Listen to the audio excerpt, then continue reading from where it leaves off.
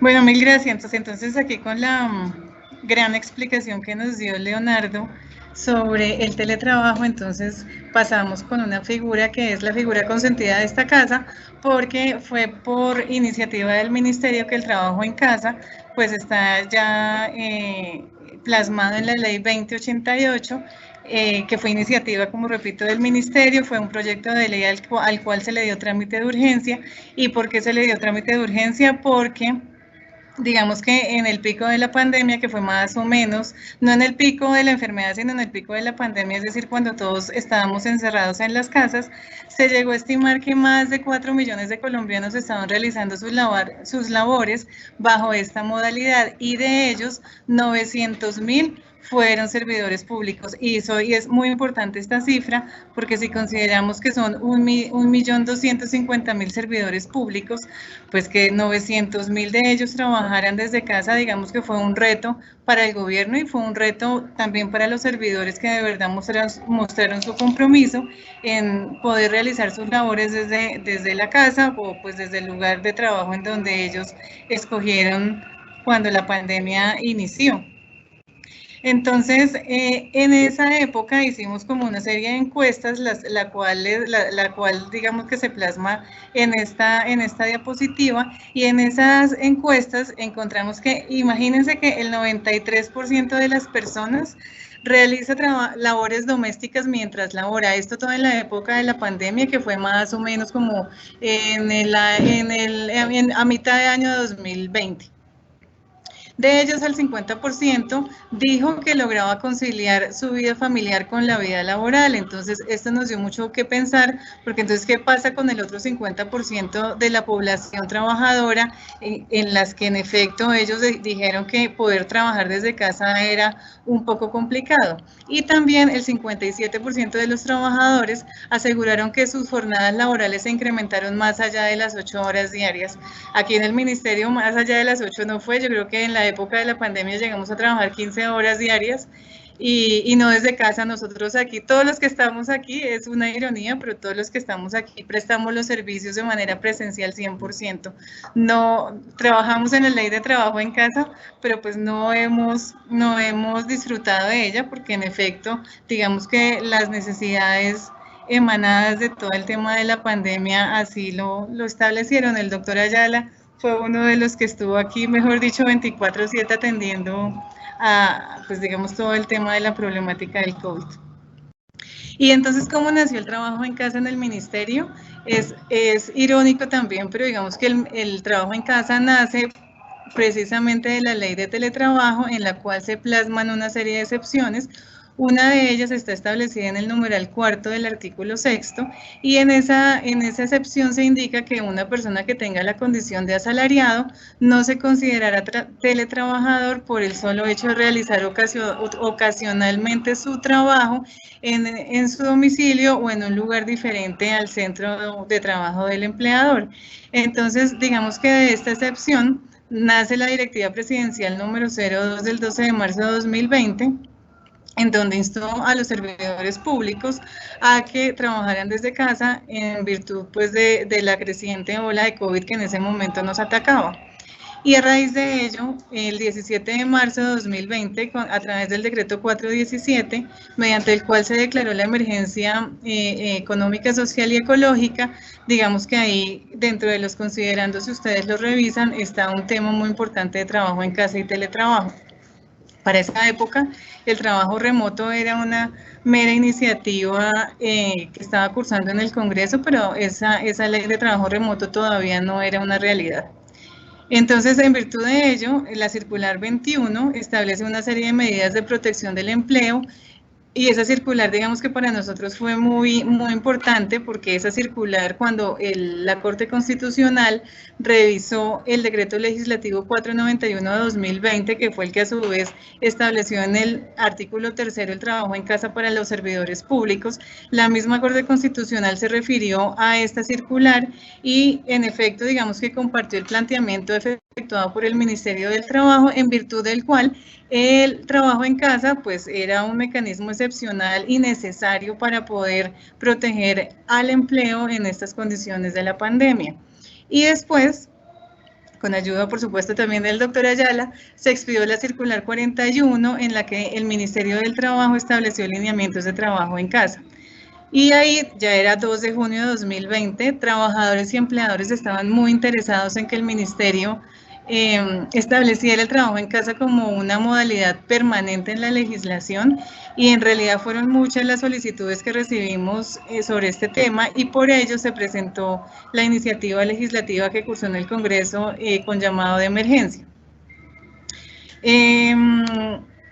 Entonces, sale la ley 2088 de 2021, y en esa ley 2088 entonces se plasmó que el trabajo en casa es una habilitación para desempeñar transitoriamente unas funciones. ¿Y por qué es una habilitación? Porque este ministerio entonces retomó las palabras de la Corte Constitucional, en donde se dijo que el trabajo, digamos que el trabajo en casa no era ninguna modalidad nueva, sino era la mera habilitación para que el trabajador estuviera en su casa desempeñando sus funciones. Y a partir de ahí, digamos, de lo que la Corte Constitucional señaló, pues el Ministerio del Trabajo adoptó esa definición. Y entonces, ¿qué más se indicó en la definición? Que era por fuera del sitio donde habitualmente las realiza. Entonces, vean que el trabajo en casa, pues puede ser en casa, pero puede ser en un sitio diferente a la casa, pudiera ser en efecto en la casa de la suegra, en la finca de recreo, o en el lugar que el trabajador escoja para realizar las funciones, siempre y cuando haya una comunicación al ARL de este tema. Y este trabajo en casa, por supuesto que ya como lo dijo Leonardo, no modifica la naturaleza del contrato ni tampoco las condiciones laborales.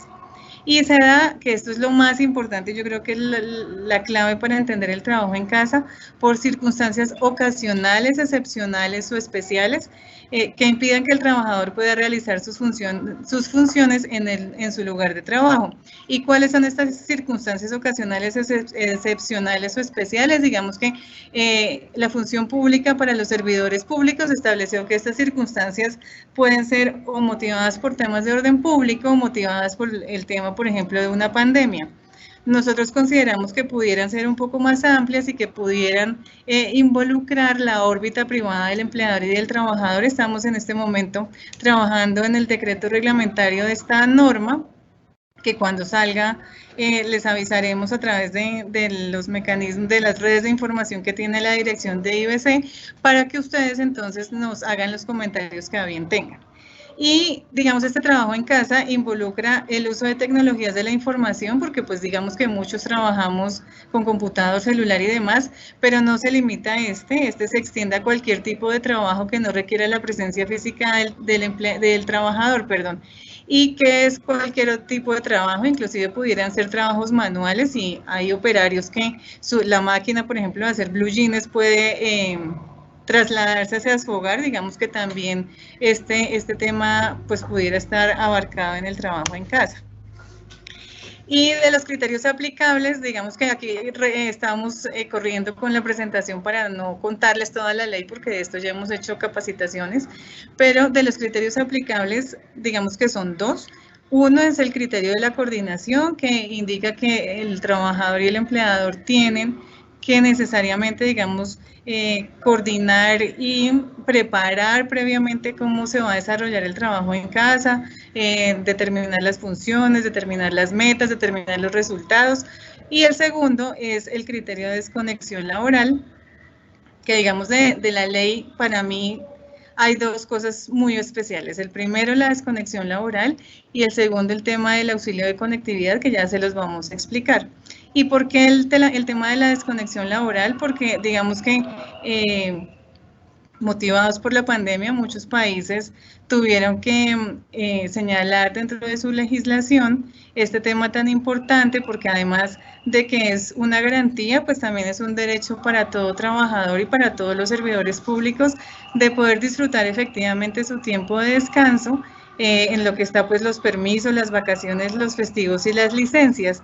¿Y esto por qué? Ustedes vieron que al principio de la presentación les contamos que la mitad de los trabajadores encuestados dijeron que no podían conciliar su vida laboral con su vida personal, y el criterio de la desconexión laboral en efecto ayuda a que los trabajadores pues puedan conciliar estos tres ámbitos pues tan relevantes en la vida humana. Y en la diapositiva lo ven, miren esa imagen, pues que en efecto yo creo que todos los que trabajaron en casa en algún momento lo vivieron, sobre todo las mujeres y sobre todo, digamos, el empleo de las mujeres que ha sido tan golpeado y que además hubo muchos estudios, inclusive de la OIT, en donde señalaban que las mujeres eran las principales afectadas en el tema de la pandemia, no solamente por el empleo, sino porque tuvieron que empezar a realizar doble labor, la labor doméstica, que no, pues digamos que no es nada fácil, es mucho más fácil la laboral, la labor doméstica y pues la labor laboral, perdón, ahí la redundancia. Entonces, ¿qué pasa cuando yo estoy en mi tiempo de descanso? Pues que el empleador no se debe abstener, pero en realidad es que no puede formularme ni órdenes ni otros requerimientos al trabajador por fuera de la jornada. Y sobre esto hay muchas empresas que hemos visto, uno escribe un correo, por ejemplo, a las 6 de la tarde, y aquí en el ministerio ya está, entonces el servidor de Outlook le dice, considere poder enviar este mensaje mañana en la jornada de trabajo, que está muy importante, digamos que se envía, pero el trabajador no tiene la obligación de atender esos llamados fuera de su horario laboral. ¿Y por qué incluimos este concepto de la desconexión laboral en la ley de trabajo en casa? Porque encontramos que, por ejemplo, y esto sí es muy reciente, desde julio de 2016, en Francia se generaron esta serie de mecanismos para evitar que el desarrollo de las herramientas digitales interfiriera demasiado en la vida personal de los trabajadores. Y eso, pues, por temas de salud mental, que ahora yo creo que el doctor Ayala nos podrá hacer una breve explicación de eso.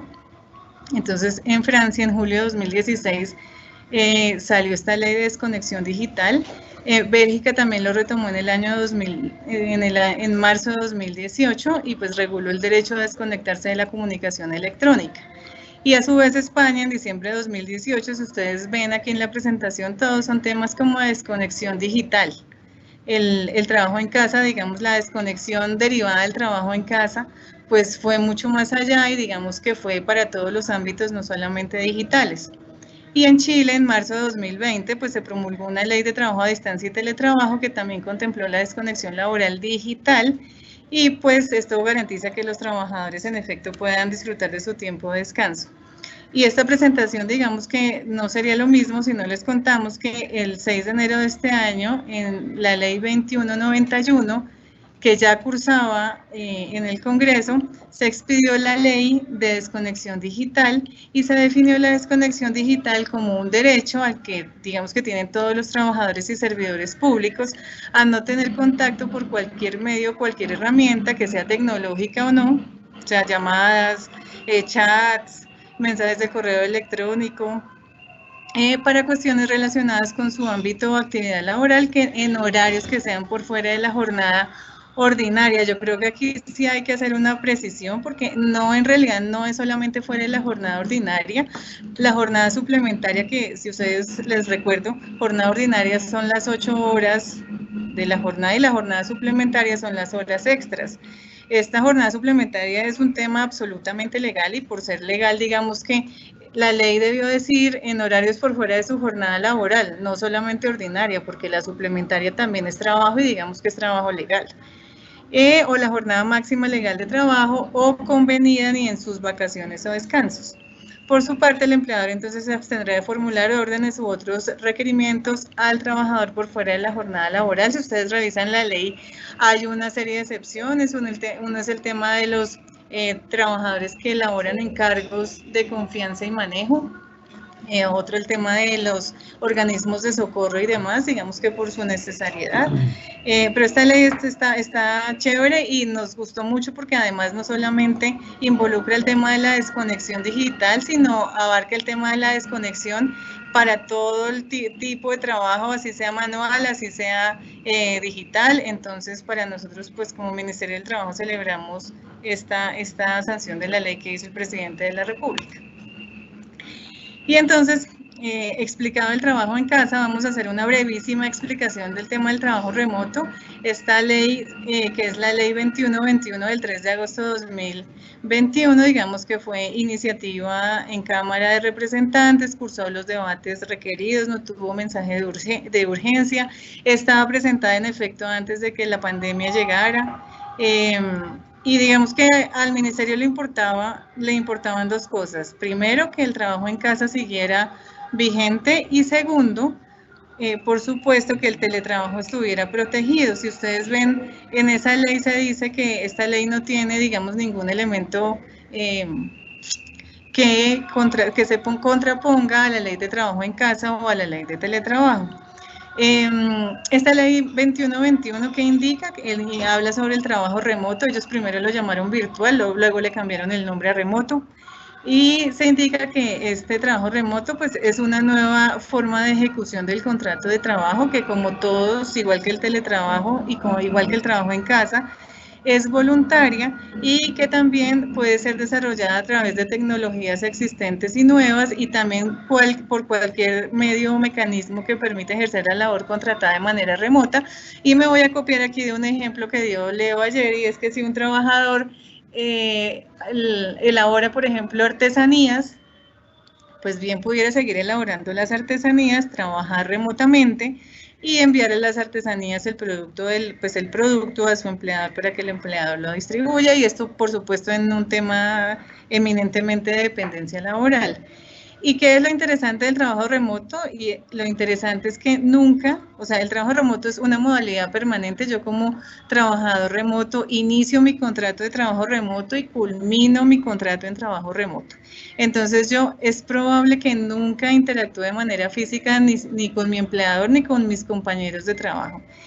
Y digamos que es tan permanente que la misma ley 2121 estableció una serie de excepciones a el tema de la presencialidad. Una de ellas pues es el tema de instalar los software requeridos para poder desarrollar la labor contratada.